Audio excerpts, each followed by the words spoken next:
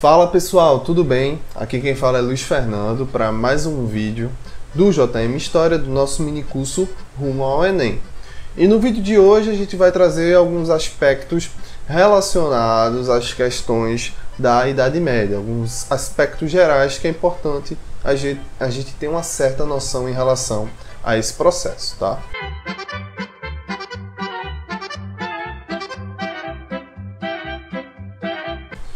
Primeiro de tudo é que você tem uma formação inicial relacionada aos reinos germânicos, né? E aí você tem a partir da dinastia merovingia a formação de uma economia de caráter mais rural, né? E isso está muito associado ao processo de descentralização política, porque nesse momento inicial da Idade Média você tem um alargamento, um espalhamento muito grande de feudos espalhados ao longo do território europeu. E aí esses feudos apontam o que ficou conhecido como esse retalhamento, essa divisão do poder. É claro que as formações feudais e as formações do feudalismo, elas diferem de um território para outro. Então, se você observar a formação feudal, por exemplo, da França, né, que é o que mais se estuda nos livros didáticos e afins, é uma formação feudal diferente do que se sucedeu e se desdobrou no que hoje é a Itália, e no que, por exemplo, hoje é a Inglaterra. Então, de antemão, a gente já pode perceber que você tem uma certa divisão desse poder político e você tem também múltiplas formações dentro da Europa.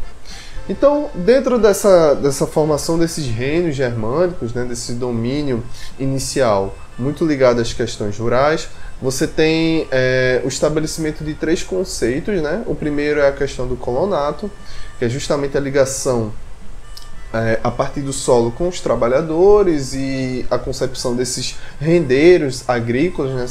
Essas pessoas ligadas a essa concepção de arrendamento dessas propriedades. Depois você tem o precário, né, que está muito associado ao estabelecimento de um sistema de dependência entre uma figura central e alguns dos seus subordinados. E um último tópico é com relação ao benefício. O benefício, que está muito associado a premiação de algumas terras para figuras como soldados, por exemplo, entre outros setores da sociedade no período medieval. Então, dentro dessa concepção desses reinos germânicos, você tem também a própria dinastia carolíngia, né? que tem na figura do Carlos Magno o seu principal responsável pela expansão do seu reino, né? E aí a dinastia carolíngia, inclusive, se intitula como o Novo Império Romano do Ocidente. E aí, se vocês observarem nesse mapa que está aparecendo na tela para vocês, você tem justamente no Tratado de Verdun um processo, isso já no século IX, um processo de divisão territorial resultante dessa expansão da dinastia carolíngia, que é dividido justamente entre o Luís o Germânico, Carlos o Calvo e o imperador Lotário. Então, além disso, observe também no mapa que você já tem alguns domínios proprietários da própria igreja, né, que são os estados pontífices, porque a igreja, além de ter um domínio com relação à questão dos impostos, o próprio funcionamento do cotidiano, de algumas questões relacionadas a casamento e etc., a igreja ela também dominava territórios propriamente. E aí, dentro desse processo, você tem a formação justamente do que eu já esmiucei, do que ficou conhecido como feudalismo, né? E aí, como é que a gente pode tentar minimamente conceituar esse feudalismo? O feudalismo, ele, é claro, como eu já destaquei, ele tem diferentes formulações, mas ele está muito associado à divisão dessa unidade feudal, ou seja, a divisão dessa propriedade a partir dessas relações sociais. E aí você tem nessa unidade feudal a constituição de uma pequena parcela de poder, muito associada aos senhores e também aos próprios vassalos, né? Porque você tem uma repartição entre senhores e vassalos e entre vassalos e vassalos, por exemplo. Então o feudalismo ele é muito associado a essas relações sociais a partir desses fragmentos, dessas divisões com relação a isso. E dentro da estrutura feudal você tem alguns espaços, né? Você tem nessa estrutura a questão de algumas terras comunais, você tem também a própria moradia de alguns desses senhores, por exemplo, você tem a formação de um campo de cultivo, de uma aldeia, uma estrutura que não foi uniforme em todos os locais, mas uma estrutura comum em algumas regiões, tá? E aí, como é que se desdobrava essa ordem feudal? Vale salientar que a ordem feudal ela não se desdobrava única e exclusivamente numa relação verticalizada, ou seja, a partir dos senhores e dos clérigos, aquela velha pirâmide, né? Os senhores e os clérigos, os servos e, enfim, alguns dos camponeses e etc. Você tem, claro, uma relação verticalizada, mas você também tem uma relação horizontal, ou seja, algumas das relações sociais entre esses servos repartidas e estruturadas também ao molde de funcionamento dessa dinâmica social. E aí essas grandes propriedades medievais, elas estavam associadas inicialmente a uma economia de base rural, muito ligada ao poder local.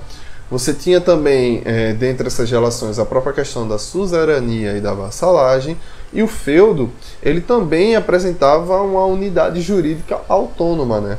E aí que é o que o Mark Bloch ele fala justamente, que é um estabelecimento de uma instituição social. E aí você tem alguns embates jurídicos entre feudos que aparentemente faziam parte do mesmo território ou eram muito próximos, mas tinham concepções jurídicas diferentes entre si. E aí dentro desse processo você tem também as famosas obrigações servis, que faziam parte também desse cotidiano, e uma divisão muito marcada socialmente entre clero, a nobreza e alguns dos servos. Dentro dessa construção, dessa concepção desses cavaleiros, né, você tem a formação da cavalaria e de algumas dessas concepções de guerras. E aí, no processo de participação desses conflitos, você tem a nobreza muito ligada a essa participação. E aí, esses combates eram restritos a certas épocas do ano. Você teve, claro, obviamente, um processo de idealização e uma certa construção romântica lá no século XIX em torno dessa figura desses cavaleiros. E você tinha a guerra para além da conquista política, né? A guerra como um exercício muito associado à questão de honra, né? A questão do heroísmo, que é algo muito rotineiro dentro dessa dinâmica social, a questão do ideal de bravura, a própria relação de generosidade, de fidelidade e etc. Dentro disso você tem um poder da igreja, né? A igreja delimitada como a maior instituição desse período, ela era a principal responsável pela estruturação, né, pela concepção teocêntrica dessa sociedade, ou seja, o mundo e as relações sociais giravam em torno da concepção da igreja. Mas, evidentemente, que você tem alguns conflitos sobre o aspecto religioso, conflitos muito associados à figura do papado, né, que é uma figura política e religiosa muito forte, ainda hoje tem sua força, mas nessa época é de fato em que o papado domina. E aí esse conflito se sucede entre esse papado e os reis. Além disso, você tem algumas fundações de ordens, algumas ordens como a ordem beneditina, a ordem franciscana e algumas fragmentações da própria igreja que causam certas instabilidades dentro do período de consolidação desse poder da igreja na Alta Idade Média. Dentro desse processo também um aspecto muito importante é em relação à expansão do islamismo, né? O Islã que surge muito associado à figura do Maomé, né? E aí você tem a própria expansão dessa doutrina religiosa e o estabelecimento de alguns dos princípios do Islã. E o Islã que se estabelece a partir de alguns califados, de algumas figuras hereditárias da figura do Maomé, e que se divide entre os sunitas e os xiitas, você tem a entrada e o estabelecimento desse islamismo na Península Ibérica, né? Eles que surgem na Península Arábica vão conquistando e se expandindo. E aí você tem, inclusive, né, um progresso científico considerável em relação a esse período árabe na Península Ibérica, né? Eles foram importantíssimos para alguns progressos científicos que se desdobram ao longo da Alta Idade Média. Bom, algumas mudanças sociais elas se desdobram a partir de algumas dessas construções e hierarquizações sociais na Idade Média, né? Você tem um momento de muita hierarquização, né? E ao mesmo tempo, você tem a formação de algumas cidades e o crescimento de alguns comerciantes e trabalhadores urbanos. Dentro desse processo, você tem também o surgimento de universidades, você tem a formação de alguns campos intelectuais, e aí isso resulta em um crescimento econômico, muito associado a avanços técnicos e tecnológicos, a um aumento de produtividade agrícola, a uma certa retomada dessa vida urbana, né, a partir dos burgos e da formação de algumas indústrias manufatureiras. Então isso é desdobrado a partir de um crescimento populacional e da formação de algumas feiras medievais. E aí essa expansão, né, essa retomada desses espaços urbanos é muito associado na burguesia em busca da neutralização desse clero, né? Acontece uma série de empréstimos a juros para a igreja, né? Porque aqui a gente já está falando de um período um pouco depois, século XII, século XIII, e aí você já tem o aparecimento de alguns banqueiros, de cambistas, de usurários, desenvolvimento de algumas corporações de ofício, você tem algumas modificações com relação ao mundo do trabalho, né? Através principalmente da abolição de algumas dessas obrigações servis. Então, ao mesmo tempo que você tem uma estrutura rural muito consolidada, você começa a observar algumas modificações e formações de rotas de comércio e crescimento das cidades, retomada dessas unidades urbanas a partir desse segundo momento da Idade Média. Um processo também significativo que acontece nessa transição e nessa reestruturação das relações na Idade Média é justamente a peste negra, né, que acontece no século XIV e está muito associada a essa concentração urbana e falta de higienização. E aí a peste negra é responsável por dizimar 1/4 da população europeia, né? Introduz essa fome generalizada e também a própria ideia da doença como um castigo divino, né? Buscando se culpabilizar estrangeiros, alguns leprosos, a figura dos judeus, por exemplo, que era visto a partir da Igreja Católica como uma figura de heresia. E aí você tem um processo sucessório de intensa crise desse sistema feudal, né? Dessa lógica feudal. É claro que essa concepção cultural e social do antigo regime que predomina na Idade Média, ele só vai de fato ser quebrado de forma mais significativa a partir do século XVIII. Mas você tem algumas crises que acabam abalando o sistema feudal de forma muito forte, né? Que é justamente um certo apoio dessa burguesia comercial às dinastias, né? E isso facilita com que esse poder que antes estava dividido comece a ter uma maior concentração, mais para frente a formação de algumas monarquias.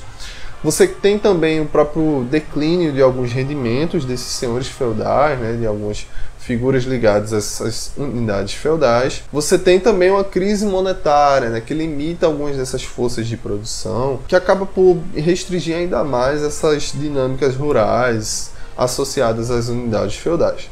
Além disso, a partir do momento que você tem a tentativa de abolição da servidão, isso também é outro fator que impacta, e vale acrescentar também que algumas revoltas camponesas, né, muito associadas a essas crises sucessivas, a essas grandes fomes, elas também acontecem e são muito fortes e muito significativas. E aí você tem uma série de rebeliões sociais, principalmente desses trabalhadores ligados ao campo, né, os camponeses, mas também de alguns grupos ligados ao setor urbano, né, isso já um pouquinho mais para frente, no século XIII para o século XIV, tá bom? Então, de antemão é isso, tá, pessoal? Fui bem breve, trouxe de forma bem resumida alguns tópicos gerais com relação à Idade Média. Se você tem alguma dúvida, se você deseja ter mais materiais extras com relação ao período, entre em contato, tá bom? Clica no link da descrição ou nos segue no Instagram, que vai estar aparecendo aqui na tela para vocês. Então, não esqueça de se inscrever no canal, tocar na notificação para receber sempre os vídeos, dar o gostei, comentar, compartilhar com colegas que também estão estudando para o Enem. E é isso, tá, pessoal? Não esqueçam de entrar no nosso grupo no Telegram também, que é muito importante para você acompanhar esses materiais extras que eu comentei, tá bom? Então é isso, pessoal. Muito obrigado e até a próxima. Valeu!